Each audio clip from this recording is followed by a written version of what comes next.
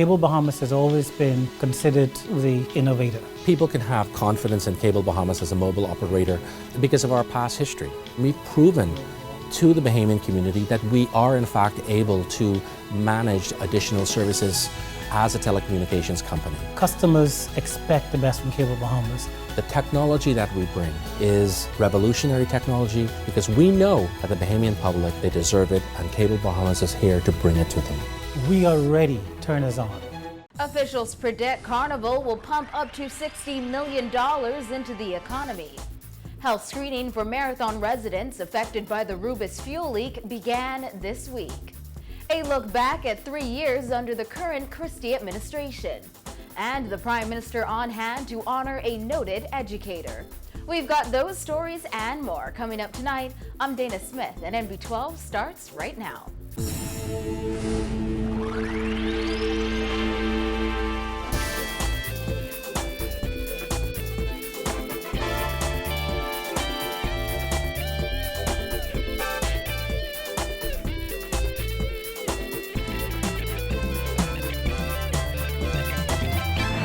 News tonight, the Bahamas National Festival Commission is predicting big numbers this year as Commission Chairman Paul Major says he is expecting Carnival festivities to bring in up to $60 million.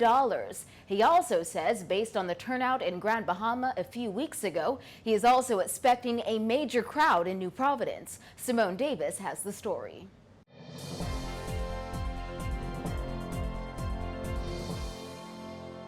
After a successful kickoff in Grand Bahama last month, Major said the economic impact was around $17 million for that festival weekend. He said last year the commission originally presented a budget to cabinet of $9 million and stuck to it. Back in February, during the wrap-up of the mid-year budget, Prime Minister Perry Christie repeated that the economic impact of Carnival is projected to be $30 million. However, Major said today that after seeing how successful the event was in Grand Bahama, he has no doubt that Carnival in New Providence would far surpass that figure. Yes, our original estimate, which we presented to the Cabinet of the Bahamas, said that there should be a spend around $9 million. There should have been revenues around $3-4 million. But after the spend, the GDP impact of what we're doing should result in about $30 million in incremental revenue to the Bahamas. I don't have any doubt that we're going to exceed that because of our experience on April 17th and 18th in Freeport, Grand Bahama. He also said the cost of Carnival in Grand Bahama was only around $1 million. Major also said that he's confident that over the next 3 nights designated for Carnival festivities, this area, along with the cultural village, would be packed with 100,000 supporters who would take part in the festivities. We got 10,000 people on the first night and 20,000 people on the second night. The GDP impact there was $17-18 million. We'd have only got a population of about 40,000. So I expect we're going to have, whereas we had estimated 15, maybe 20,000, the minister and others have estimated that we're going to now have probably 50, 60,000, maybe even 100,000 over the next 3 days here and across the street to experience this 3-day event. Yeah. So if that happens, we've got 25,000 tourists sitting out in the harbor that are just waiting to come out. The minister told me on the way here, they want to know where do they get tickets and t-shirts. The commission chairman says that he believes the economic impact this weekend could be $50 to $60 million. So if we can get all them off the ship like we did in Freeport and empty the hotels, we've probably got another 4,000 or 5,000 people waiting for something to do, the GDP impact in my vision could be easily $50 to $60 million. Bahamas Junkanoo Carnival kicks off tonight with the opening of the Cultural Village at 7 p.m., followed by Junkamania and performances by various bands and artists, including Allison Hines, Bungie Garland, Faye-Ann Lyons, and Julian Believe. The evening will end with a midnight Junkanoo rush. On Friday, various bands will also perform at Arawak Key ahead of the mega concert featuring Baha Men and headliner Marshall Montano. Contestants of the Music Masters competition will also perform Friday. Road Fever kicks off on Saturday along with the Rake and Scrape concert featuring Bahamian legend Ronnie Butler, D-Mac, and Stalit. Reporting for NB12, I'm Simone Davis. Bahamas Junkanoo Carnival performers say performing in the Bahamas has greatly inspired them. Trinidad soca artist Bungie Garland, who is known for his popular soca record, Truck on the Road, says he is happy to be in the Bahamas and participate in the carnival culture that all Caribbean countries are a part of. Because of where we're located right now geographically, it has a positive impact on the way we will do our music and possibly a very happy outcome as well. You know, we're not in a region where there's constant war and famine and drought and all of that. I mean, we could go outside and pick fruits. We could harvest from the land, livestock. We really have nothing much to worry about, possibly only about the cost of living tomorrow.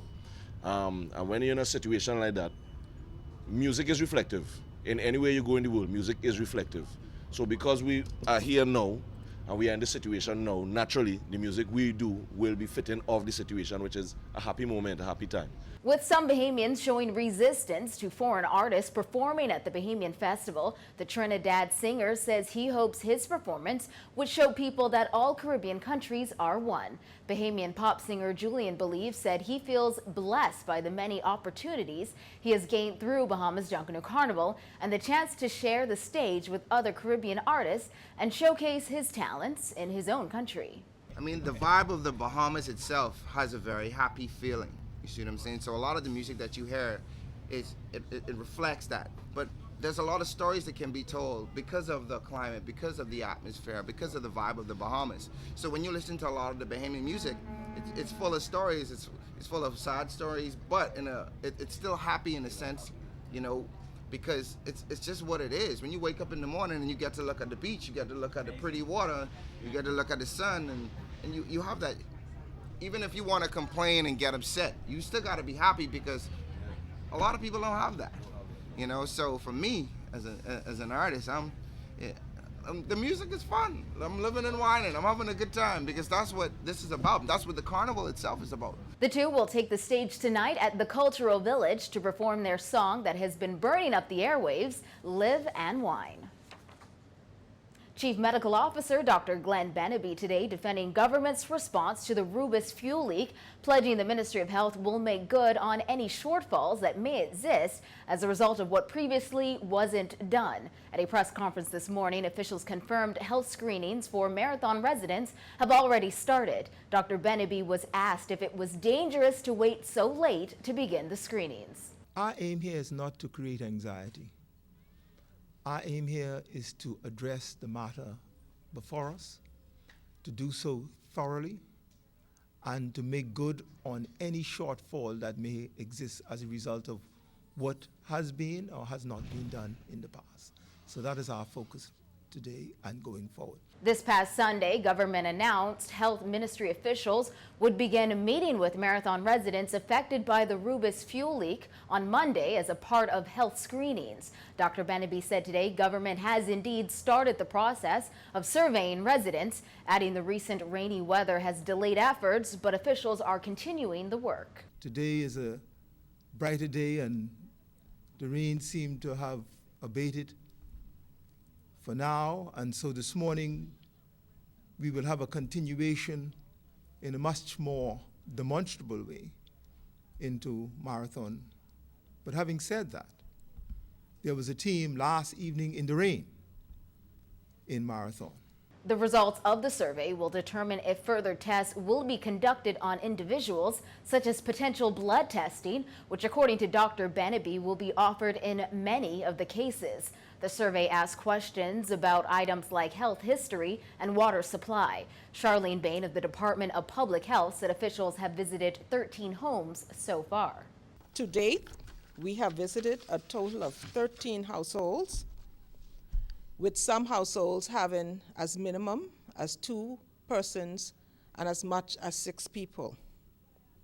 As we speak, the team from the Department of Public Health, led by the Director of Public Health and Nurse Ernestine Flowers, as well as other community health nurses, are preparing to go back to visit persons in their homes, and this activity will continue. Bain said officials have developed an action plan, which includes the start of examinations and laboratory testing of residents impacted by the leak, and plans are underway to open clinics on the weekend and establish a hotline people can call to make appointments.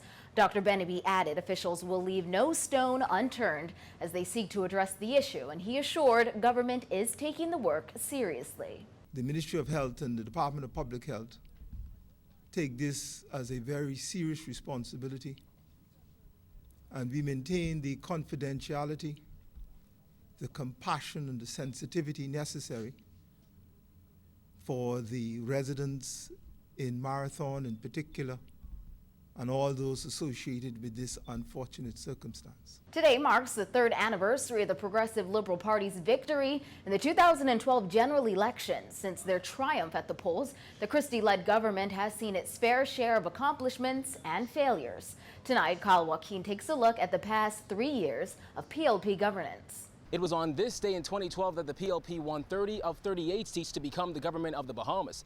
They eventually picked up one more seat after Hubert Ingram stepped down. But a lot has happened over the past 3 years under this Christie-led administration, both good and not so good. One area the government has taken a tough stance on is immigration.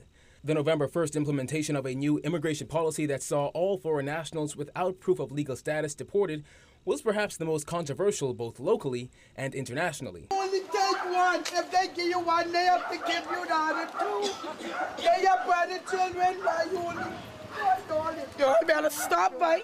The government could also be credited for attracting a good number of foreign investors to the country, like Resort World Bimini, legalized webshop gaming, which is expected to inject more capital into the country's economy, Sunwing's Memories in Grand Bahama, and a phenomenal job in sports tourism, most notably hosting the IAAF World Relays 2 years in a row. Jamaica take it, France take the silver, close for third, very close indeed, and it looked as though Justin Gatlin. Now, although the PLP celebrated those victories, there were the scandals that rocked the Christie administration to its core. Who could forget the statement made by then opposition leader Perry Christie about Ingram at a mass rally in 2012? He's borrowed hundreds of millions of dollars to create jobs for foreigners, not for Bahamians. And when times were toughest, he raised taxes on you Bahamians. But less than 3 years later, the Christie administration would do a bit more than just raise taxes. They created a new one, value-added tax. Our objective is to have a system of taxation that provides adequate revenue for modern governance while providing economic growth, transparency, and efficiency. VAT was introduced on January 1st of this year at a rate of 7.5%. Then there was the PLP's campaign promise to address the crime problem. Our homes and streets are not safe. It's time for a tough new plan to fight crime, new technology, more resources, urban renewal 2.0. At one point, the party even plastered billboards in areas frequented by tourists, highlighting 490-plus murders under the F&M. But after the party was elected and time went on, it became clear that crime was a social ill. Just 4 days into the new year, and police are investigating 3 murders in a 15-hour period. They say the victims were gunned down in separate incidents. 2013 saw 119 murders. 123 were recorded in 2014, and so far there have been 50 for 2015. At one point, even the Deputy Prime Minister said it seemed as though no one is safe. In December of 2013, he and his wife were robbed at gunpoint in their home. Still, according to annual crime figures, serious crime was trending downwards. Then there is BEC. We want the power restored like now, but certainly before nightfall. So everybody's working as hard as they can to get this engine back on track, to enable us not to go through what we went through last night, because honest to God, I wouldn't want no one to go through what we experienced last night. That was the BEC chairman during one of numerous island-wide blackouts experienced over the past few years. Just last week, the government announced that U.S.-based Power Secure had been chosen to take over management at BEC and would subsequently relieve BEC consumers of current problems and lower BEC bills. Now, 2015 may only be 5 months in, but the scandals have remained forthcoming. There's the allegation that Michael MPV Alfred Gray may have interfered with the course of justice in Maguana. The Deputy Prime Minister's initial statement that the burnt male dorm at Bamsey had insurance, but it lapsed. The Consul General to Atlanta, Randy Roll's arrest in Bimini. The confusion over who would headline a carnival concert. the Auditor General's report on urban renewal, and most recently, the government's apology for withholding the findings of a Black and Veatch report for over a year. For the failure to release it sooner, we express our sincere regret. We apologize. That prompted the opposition to call for the resignation of Marathon MP Jerome Fitzgerald. Then there's the government's promise to reduce the level of unemployment, with one of its high hopes being Bahamas. However, with repeated delays, it's still unclear when that multi-billion-dollar resort will even open. And who could forget the new generation of leaders?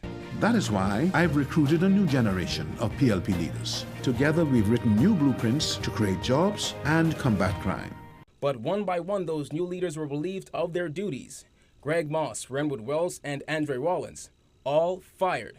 But with 2 years left in this term, the Christie administration still has high hopes for reducing the unemployment figure and put a dent in crime, among other things.